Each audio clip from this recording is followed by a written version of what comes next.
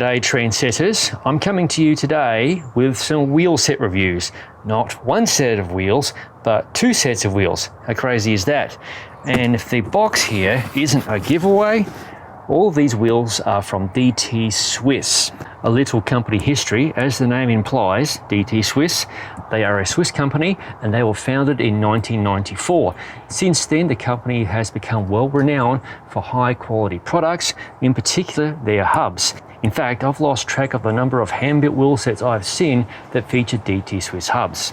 Inside these boxes are the 700C and 650B variants of DT Swiss's GRC1400 Spline carbon wheel sets. These wheel sets, according to DT Swiss, are designed to take unbeaten paths at full pace. In other words, these wheels are designed for the rigours of the gravelly road and beyond. So enough chit chat, let's get these wheels unboxed, see how they look, and talk about the technical details. At the rear of this scene, we have the 700C GRC1400 Spline wheels, and in the front of the scene, we have the 650B GRC1400 wheels. There's a lot to fit into this scene, but at the heart of these wheel sets is DT's venerable 240 hub with 36-point ratchet engagement system. Let's have a quick listen to that. It is one of the quieter ratchet systems out there, or freewheels. Very nice. The rims are carbon fibre. They are tubeless ready. You can use tubes if you have to. They are 42 millimeters deep, and the spokes are DT's very own Aero Comp straight pull in a 2-cross pattern front and rear on all of these wheel sets, 650B or 700C. This is the 650B set I have in my hand right now. DT's aluminium Pro-Lock nipples are hidden inside the rim, and to the best of my knowledge, this technology has been around for quite a while, so I'm not expecting these DT wheels to start loosening up and falling apart. At least I hope they stay in one piece, because internal nipples obviously have the distinct negative of having to remove the rim tape if you have to true the wheels. But they do look pretty sharp. All of these wheels are compatible with center lock disc brake. Now there is a 6-bolt hub adapter available, and the cassette body right now on this wheel set is Shimano 1011 speed. SRAM XDR is available, and I may install this at some point because I will have a SRAM review bike in the near future. And also handpicked Nolo is available as well. On the front wheels, and both wheel sets are through axle. These wheel sets are configured for 12mm through axle front and rear, but DT does sell end caps, so you can substitute the front end caps for 15mm. Now it's time to measure the rims with my trusty calipers, and hopefully this is going to be focused. Doing my best here as a one-man crew. They measure almost 24.5mm, we'll call it that, internally. And the external width is about 32 millimeters externally.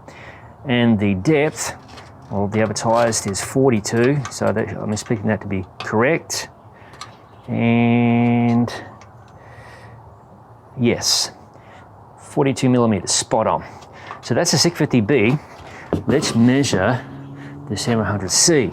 Okay, 700C, they measure about 24.5, same as the 650B that was advertised in the DT literature. The external, that is 32, yep. And the depth, rim depth, I'm expecting to be 42, which it's close enough. Yeah, it is 42. So, very good. So now, it's time to answer everybody's favorite question. How much do the wheels weigh? Let's get them onto the scale. Let's start weighing proceedings with the rear wheel. 700C, you're looking at 860 grams. And the front wheel for 700C comes in at 750 grams. So those weights include the rim tape and of course the little label right here. So that makes for a total on the 700C pair of 1610 grams. 650B time, the front wheel comes in at 706 grams and the rear wheel comes in at 828 grams.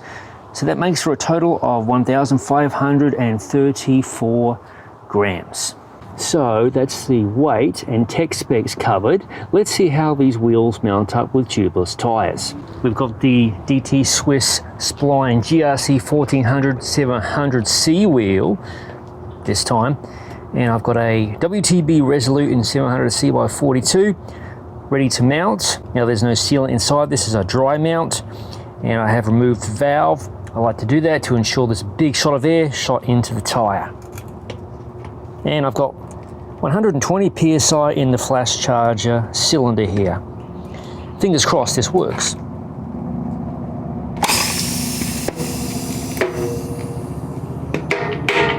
That sounds like success to me. The Panaracer Gravel King tyre was very easy to mount and I have removed the valve core. Here we go.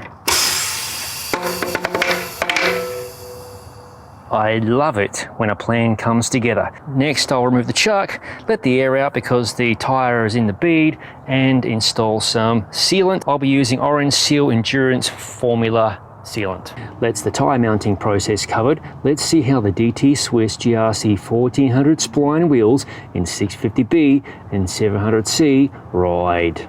Weighing mid 1500 to high 1500 grams, the DT Swiss wheels are still what I consider to be decently light, but with a stout build, I could see performing well beneath most riders. Both pairs are rated at a rider weight of 130 kilograms or 285 pounds. The wheels feature straight pawl spokes, which in my experience hold up well to abuse, but should you break a spoke, your local bike shop may not have the right length in stock. Stating the obvious, these wheels will not accelerate as swiftly as lighter wheels in the sub 1300 gram range that I reviewed, but remember, gravel cycling is about lower speeds, chugging along anywhere from 3 hours to all day and more. Reliability is the more important virtue with this type of cycling. DT touts these wheels as aero with their 42mm rim depth and profile, but I'm a bit skeptical of these claims, particularly when you've got tyres measuring 650B by 50mm in the case of the Panaracer Gravel King SK I installed. With that said, I didn't experience buffeting side winds and so on, which can be an issue on deeper rims and a problem when you're riding solo on desolate gravel roads. I rode these wheels across a multitude of services from North Florida, Southern and Middle Georgia, and Eastern Alabama.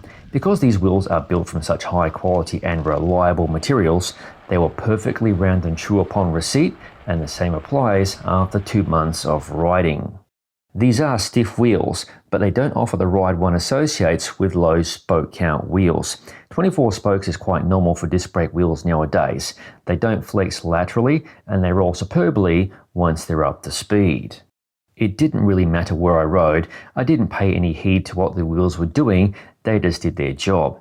I chose 700C for longer, more true gravel-oriented rides, as I like the steamroller effect of bigger wheels and the far better and lighter tyre choices available. For those routes where I felt like crossing over into some gnarlier terrain, even single track, I loved 650B, the fun size as I call it.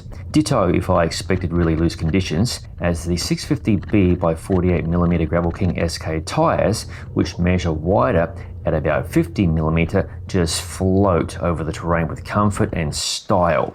The only negative to this tyre casing is its weight, so 700C may be a better choice for those wanting more speed and less weight. The DT Swiss GRC1400 spline wheels are pleasantly understated, which I like, and with skin wall tyres and the right bike, they look so classy. As with all carbon rims, I suggest you only use plastic tyre levers, but I would expect these wheels to provide reliable service for many, many years. With DT240S hubs at their centre, parts are easily available should you encounter an issue. This wheelset is definitely beyond the budget of many gravel cyclists and comes with a 24-month warranty. I will say I wish these wheels were lighter in weight, which would make for a stronger case to buy them. I'm not going to compare other wheelsets for weight, price or warranty, that's your job, but these DT Swiss wheels are beautiful, they're so well made, and aimed squarely at the gravel cyclist seeking a performance edge. So that's the DT Swiss GRC1400 Spline wheels in 700C and 650B ridden and reviewed. I realise nowadays there's a plethora of wheels available for your gravel bike on the market today, so I hope that my review went some way into helping you make an informed purchase decision. Thank you for watching. If you haven't already, please subscribe to the Gravel Cyclist YouTube channel and don't forget to click the bell button to be notified of future videos as they appear on the channel. I'll see you in the next video.